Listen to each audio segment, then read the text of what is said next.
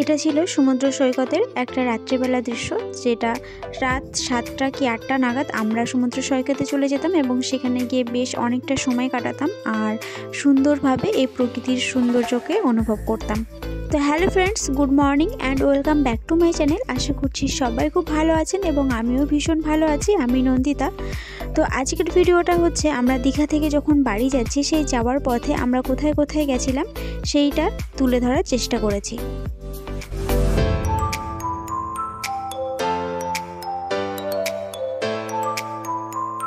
চারিদিকে কুয়াশা ভর্তি, সকালবেলাতেই বেরিয়ে পড়েছি আমরা বাড়ির উদ্দেশ্যে। কিন্তু বাড়ি যাওয়ার আগে আমরা প্রথমেই ঢুকবো মন্দারমণিতে।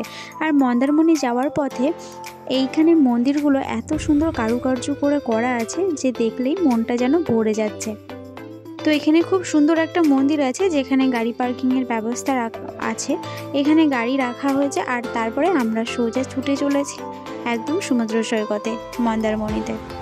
আমাদের গায়ে পোশাক আশাক দেখলেই তো বোঝা যাচ্ছে যে কেমন ঠান্ডা পড়েছে। আর তার মধ্যে দেখুন এর অবস্থা, একটা ফিরফিরে জামা পরে চলে এসেছে গাড়ি থেকে সোয়েটারটা না নিয়ে। তো এখানে এসে সোয়েটার চাদর ধরে টানাটানি করছে কেউ যদি একটা চাদর দিয়ে। তো যাই হোক, অবশেষে একটা চাদর বাগে পেয়েছে। যখন জোয়ার আসে তখন ঠিক এতটা পর্যন্ত জল চলে আসে, আর এখন জল কতটা দূরে চলে গেছে যেখানে আমাদের এখন হেঁটে হেঁটে যেতে হবে।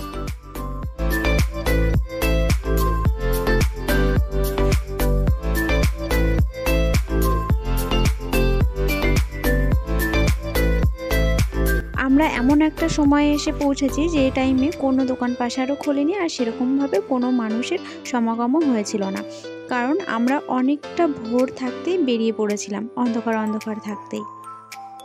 আমাদের প্রথমত প্ল্যানিং ছিল যে আমরা মন্দারমণিতে একটা দিন কাটাবো, সেই কারণে আগের দিন আমরা এখানে হোটেল বুকিং করার জন্য চেষ্টা করেছিলাম, বাট আমরা সেরকম পাইনি। আর তারপরে আমাদের মতামত ঘুরে যাওয়াতে আমরা ঠিক করেছিলাম যে না, মন্দারমণিতে একটুখানি ঘোরাঘুরি করে তারপর আমরা সোজা চলে আসব। তো মন্দারমণিতে এখানে কিছুক্ষণ সময় কাটানোর পরে আমাদের নেক্সট উদ্দেশ্য আছে দক্ষিণেশ্বরের মন্দির।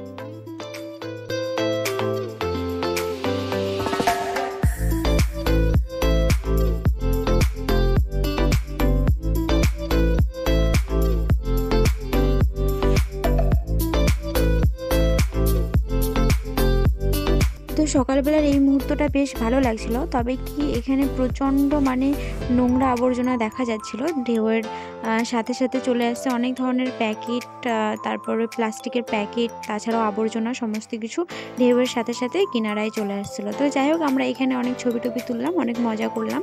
তারপরে এখন ফিরে যাচ্ছি গাড়িতে। আর তার আগেই আমার দুই ছেলে আমার মাকে নিয়ে চলে গেছে, যার কারণে সেইভাবে আমি আমার ছেলের সাথে ছবি তুলতেই পারিনি। আমাদের দুজনের অবস্থা দেখুন, সবাই কিন্তু গাড়ির দিকে রওনা দিয়ে দিয়েছে আর আমরা দুজন সমানে একদম ঝিনুক কুড়িয়েই যাচ্ছি। তো যেতে যেতে একটা ব্যাপার আমার চোখে পড়লো, সেটা হচ্ছে এইভাবে অটোমেটিক জল উঠছে এখান থেকে আর বালির মধ্যে দিয়ে বালি কেটে কেটে জলটা বেরিয়ে চলে যাচ্ছে। আমি জানি না এটা কেন হচ্ছে, আপনারা যদি কেউ জেনে থাকেন তাহলে প্লিজ আমাকে কমেন্টে জানাবেন। তো এটার জন্য আমি আমার মাকে জিজ্ঞাসা করেছিলাম, আমার মাও কিছু বলতে পারেনি আর অন্যরা কেউ কিছু বলতে পারেনি।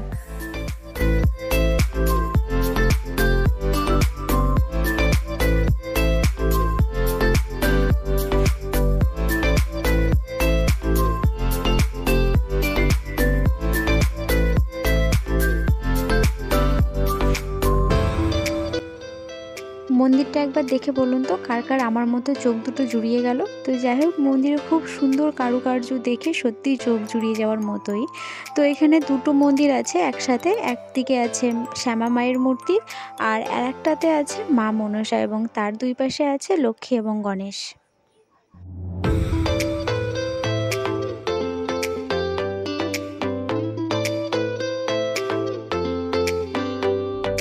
আমরা যখন গিয়ে পৌঁছেছিলাম তখন মন্দিরটা ধোয়া মোছা হয়েছে কেবলমাত্র, আর মন্দিরের সামনেটা বেশ অনেকটা করে জল রাখা আছে যেখানে মানুষ পা ধুয়ে একবারে সিঁড়ি বেয়ে মন্দিরে উঠে আসতে পারবে।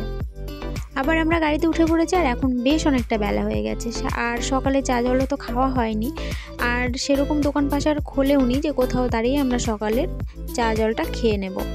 তো ব্যাগের ভিতরে ছিল পপকর্ন আর সেই পপকর্নগুলো ছিঁড়ে চুটকে নিয়ে সবাই মিলে খেতে শুরু করে দিয়েছি ভাগাবাটি করে। চারিদিকে সুন্দর প্রকৃতিটাকে দেখতে দেখতে আমরা ছুটে চলেছি দক্ষিণেশ্বরের মন্দিরের উদ্দেশ্যে। আর তাছাড়াও দক্ষিণেশ্বরের মন্দির পৌঁছাতে পৌঁছাতে আমাদের 11:30 কি 12টার মতো বাজবে। সেই কারণে আমরা ঠিক করেছি যে ওখানে গিয়ে আমরা স্নান ধান করে পুজো সেরে তারপরে সকালের খাবার দাবার খাবো।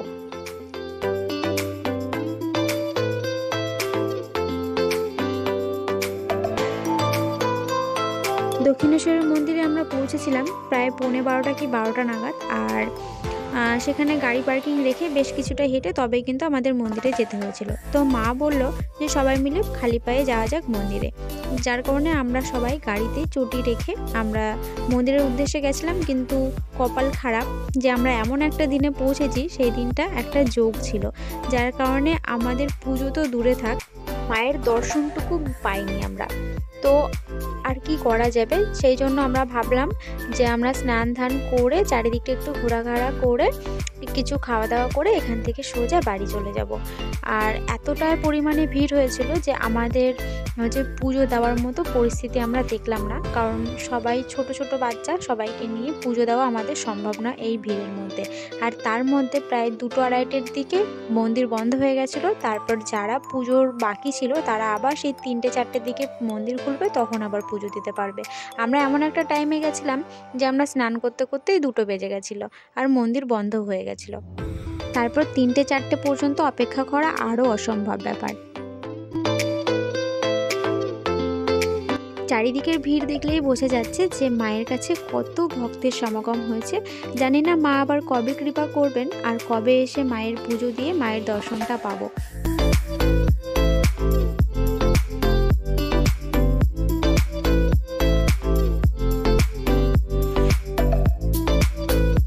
তো এই ভিডিওটা এই পর্যন্তই। ভিডিওতে যদি কিছু ভালো লাগে তাহলে প্লিজ একটা লাইক করে দেবেন, কমেন্টে লিখে জানাবেন ভিডিওটা কেমন লেগেছে। আর চ্যানেলে নতুন যদি হয়ে থাকেন তাহলে প্লিজ চ্যানেলটিকে সাবস্ক্রাইব করে বন্ধু হয়ে আমার পাশে থাকবেন।